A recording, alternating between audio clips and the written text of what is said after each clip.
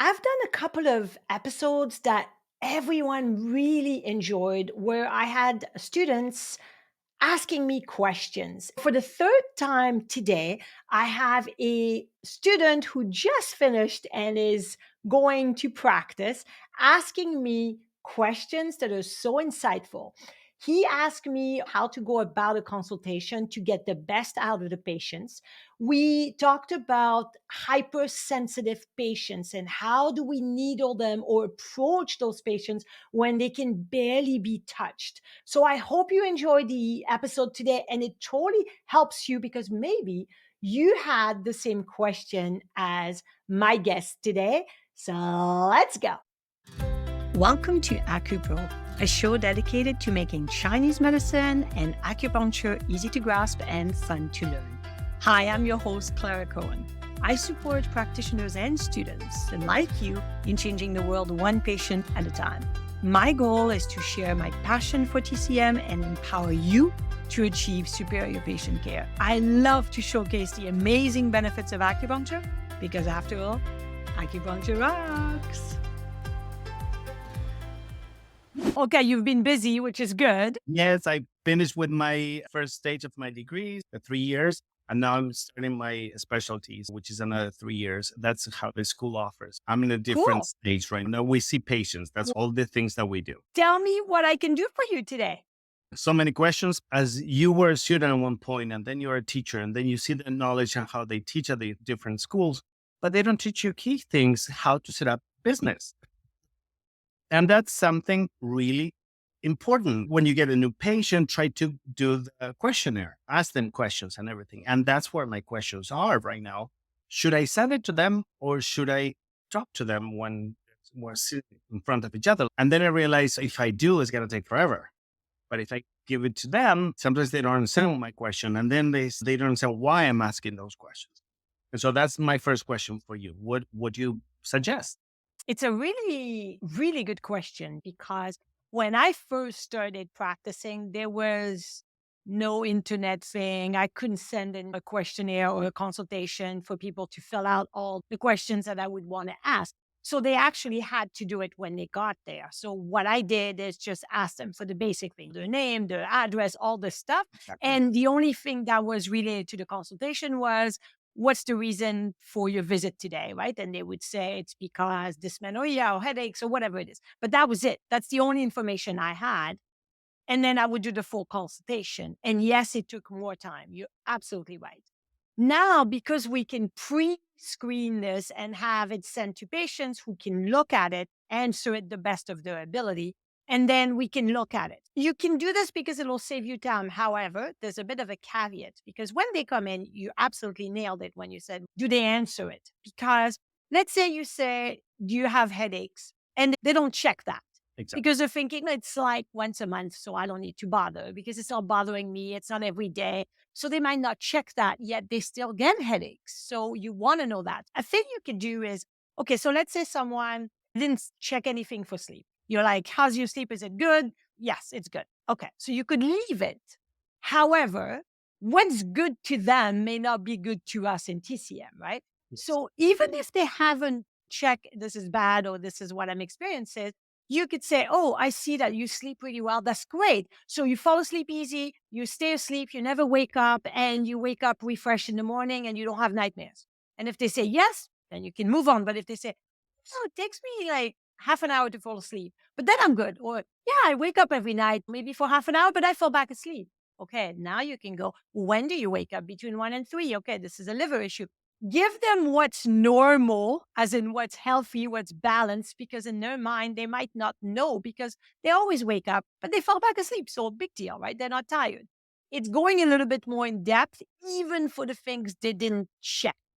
That's how I would go about it. So you can give it to them in advance, but don't forget to ask questions, even on the thing they didn't check. Just literally say, oh, great, you don't have headaches ever, like never, right? Once a month. Then you can go and ask more questions, right? Just reinforce that they don't have that problem. Don't just let it go. And it's always good to know. So that's how I would go about the consultation. Send it to them but still confirm that this is their normal. I was thinking, should I do it? Should I not? Or should I sit down with the papers and ask them? Because in school, they give you like 5 questions, 6 questions.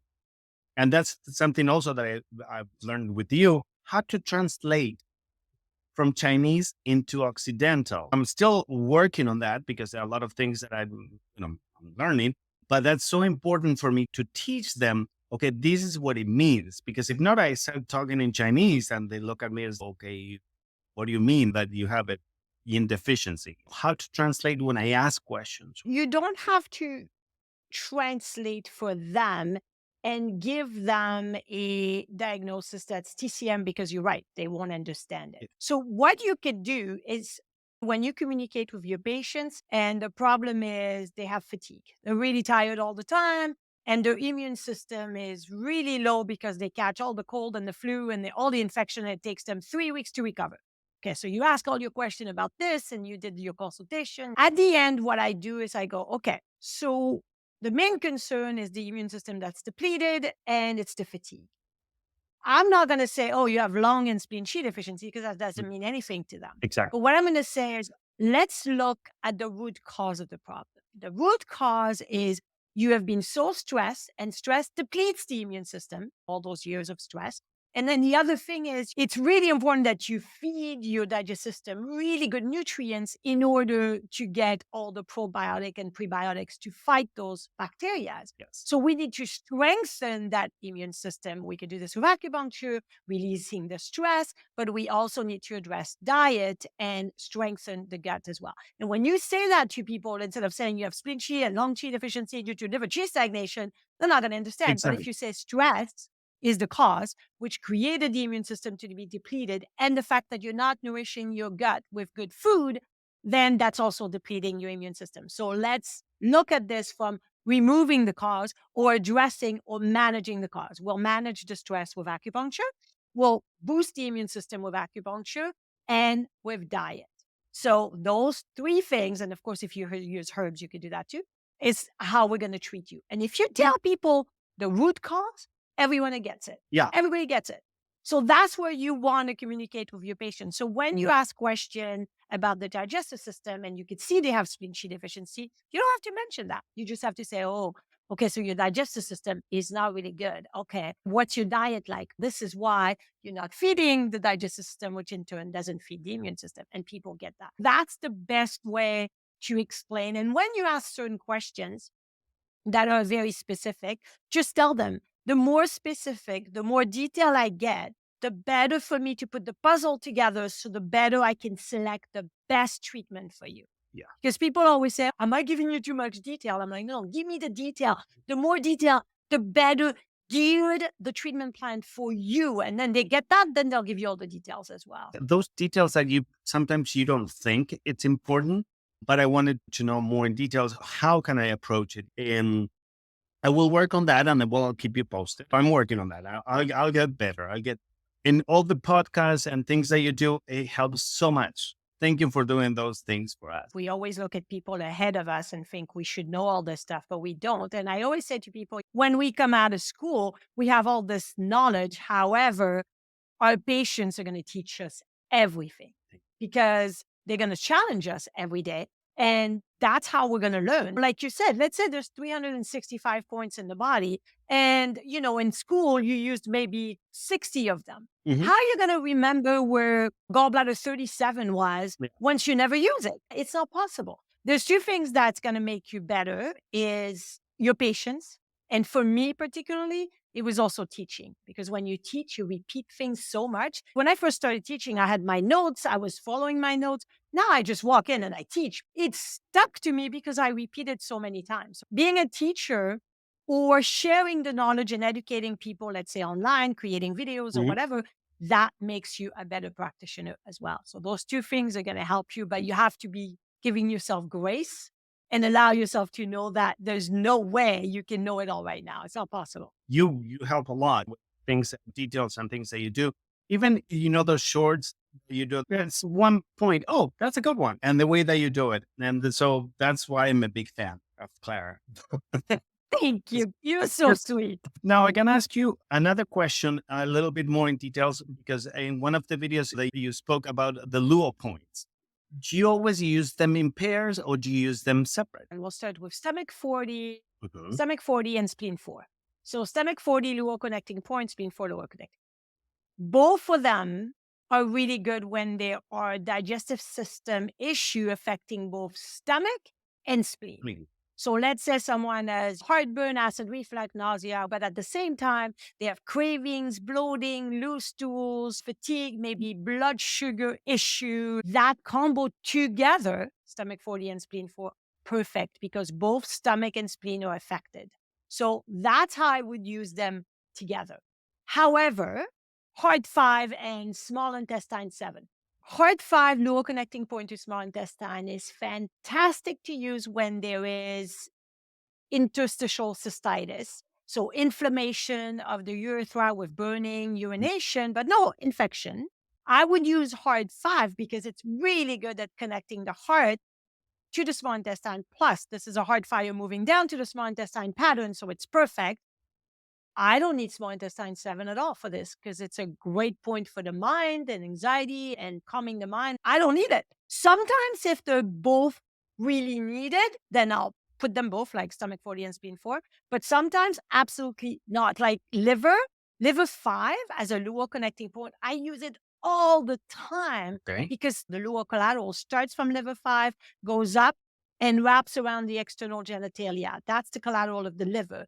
So for me, I use that point a lot for people to have external genitalia issue, like herpes outbreak, but you don't need to use the gallbladder LUO point for that. So Okay. it depends.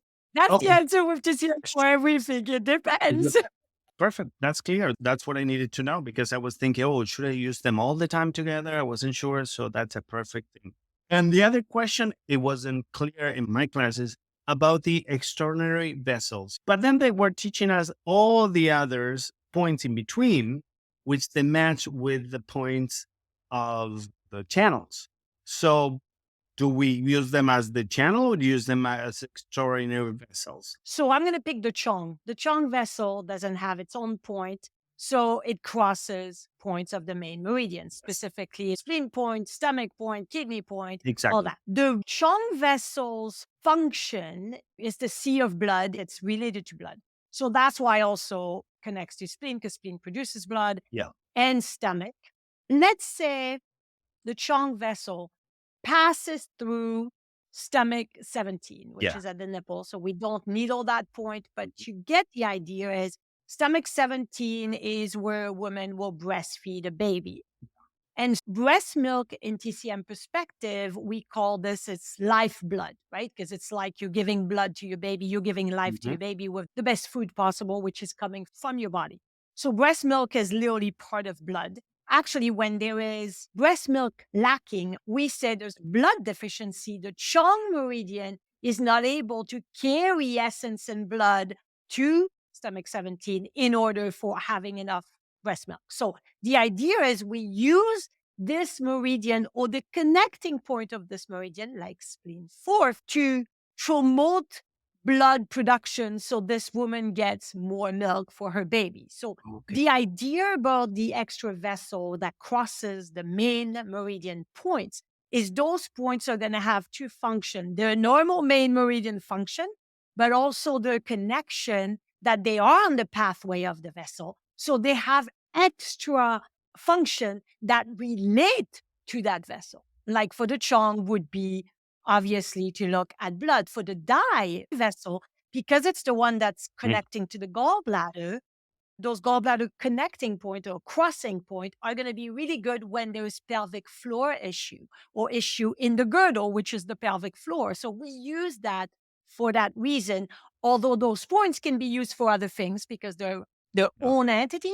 But once they're crossing the dye, they also have that extra function that's connected to that vessel. Does that make sense? Yes, totally. Yeah, no, it makes sense. So perfect. You don't have to remember all the points it crosses, but you have to Yeah. know Yeah. what main meridian it crosses. It's, oh, it crosses the gallbladder. Okay, that's the connection there. All those things are going to connect eventually. So you don't have to remember all the points, but remember what main meridian points they cross, and that'll Yes. help you. And it's interesting because talking to you right now, I think most of my teachers, they don't use it in class or they don't mention them basically at all. Even when we see patients, they don't say it. But in acutonics, they do.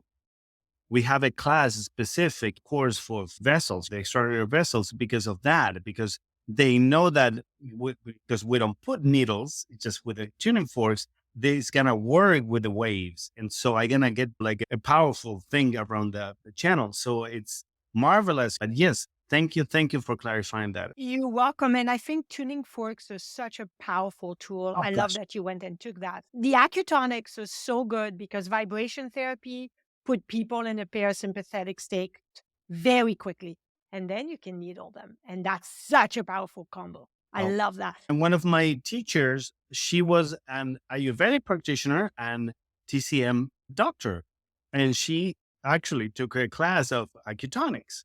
And so when she introduced part of the different healings, she introduced that. And for me, when those tuning forks touched me, it was from heaven, literally. It was from another universe. And I said to her after we finished the session, I want to learn that. Did you know I created 3 books to support your TCM journey? Often I'm asked, Clara, what's the difference between all 3?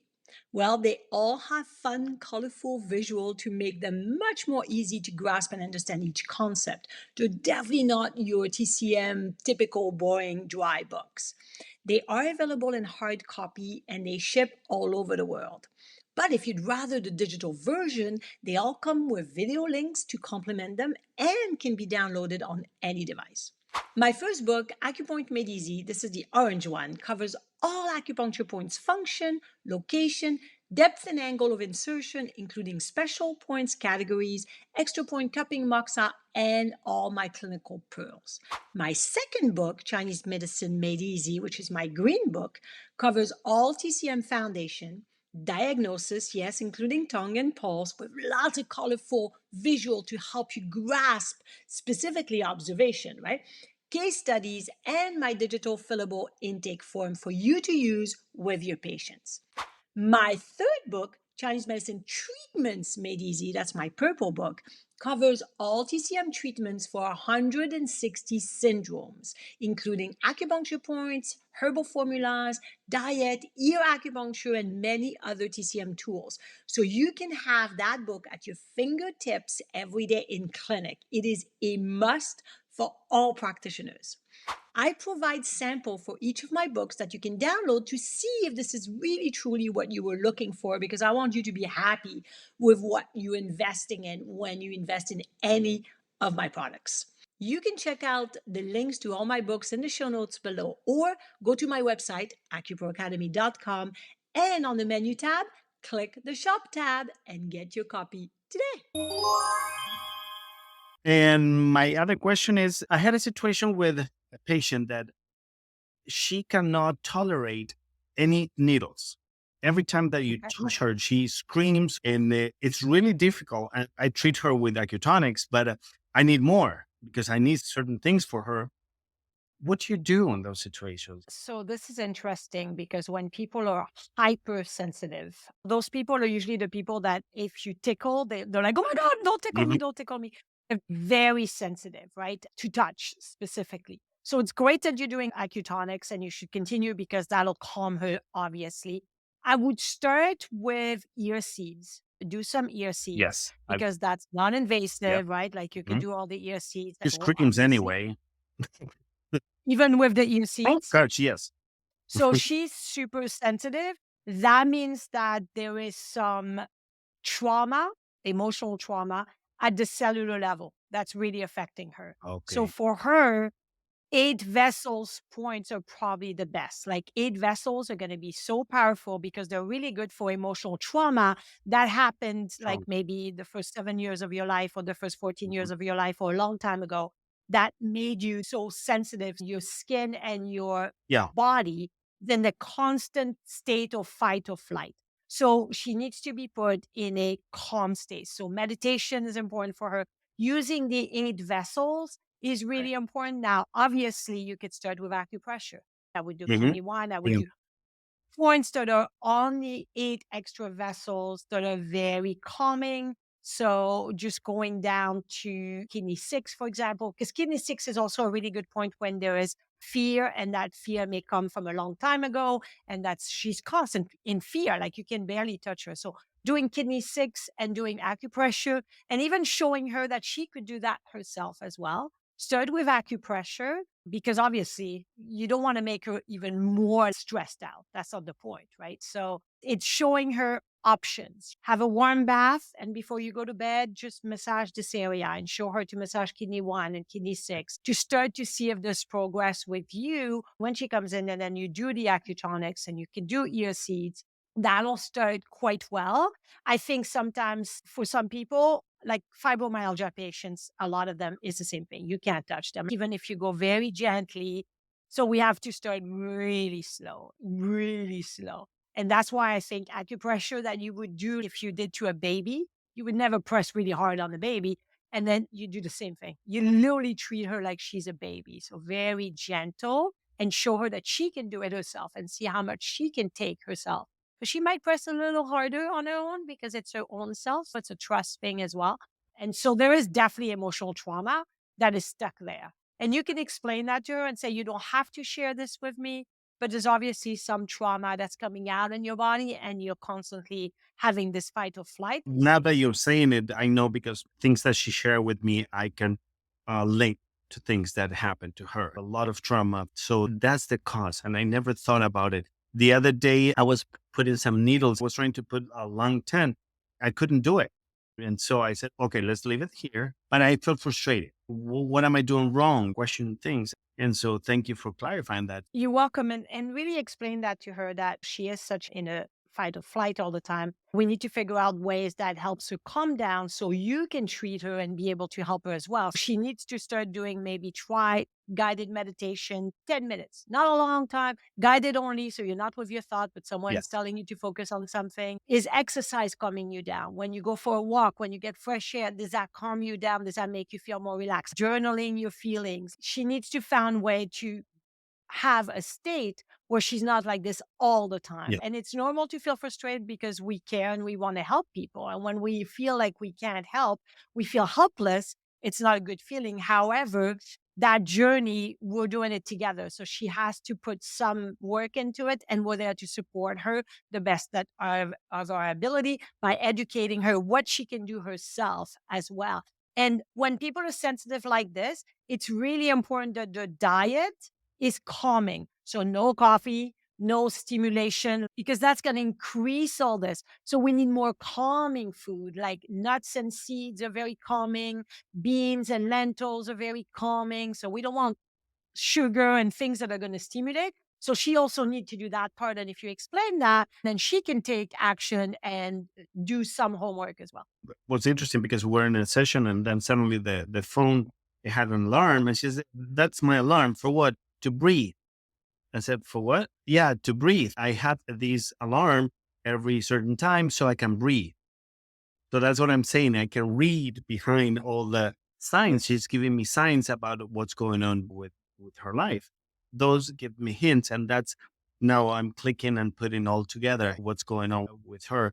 And she trusts me so much. And she comes and we have beautiful sessions, but I'm trying to help her more and more. Physically, she's having stomach issues and now she cannot digest and she doesn't know now she has an ulcer or something is going on because it's increasing it. And that's interesting too, because obviously the anxiety is creating the ulcers and the worry and the overthinking. And that's why she needs a reminder of deep breathing, because of course she doesn't breathe. She has shallow breathing because she's anxious, which makes so much sense. And again, you're right with the chong, because the chong does cross the stomach and she has stomach issue as it is because of her mental discomfort and anxiety. That's really good to continue to use the Chong. And it's good that you're having session because she trusts you. She's reaching out for help. She needs help. She's trying. So she wants to get better. It's probably important that she also found counseling and talk to someone that can also help her process whatever happened to her, because that's important in order for her to also heal and go forward. So that's good.